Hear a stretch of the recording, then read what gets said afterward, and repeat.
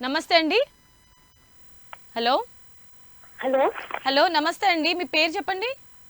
లిఖిత అండి నా పేరు. ఓకే లిఖిత గారు, గురుగారు ఉన్నారు. మీ సమస్య ఏంటో చెప్పండి.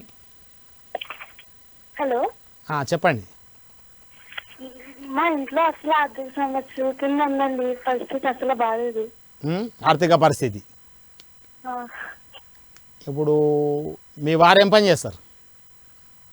లేదు మా అమ్మ నాన్నలకి. మీ అమ్మ నాన్నకా? ఇప్పుడు ఆర్థిక పరిస్థితి బాగాలేకపోతే ఏమవుతుందంటే మీ ఫాదర్కు శని దశ నడుస్తుంటుంది. ఎన్ని సంవత్సరాలు మీ ఫాదర్కు?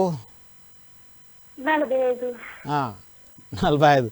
శని దశ నడుస్తుంటుంది. శని దశ నడిచిన వాళ్ళకి ఏమవుతుందంటే అది 19 సంవత్సరాలు దాని దశ ఉంటుంది.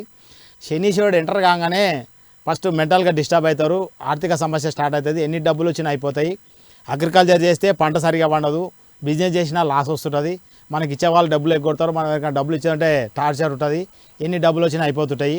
దానికి ఏం చేయాలంటే శనిగ్రహం సంబంధించిన నీలం స్టోను కుడి చేయి మధ్యవేలుకు మీ ఫాదర్కి పెట్టండి, పెట్టుకోమనండి. పెట్టుకుంటే ఆర్థిక సమస్యలు తీరుతాయి. అలానే ఇల్లు కూడా బాగుందా లేదా చెక్ చేసుకోవాలా సార్.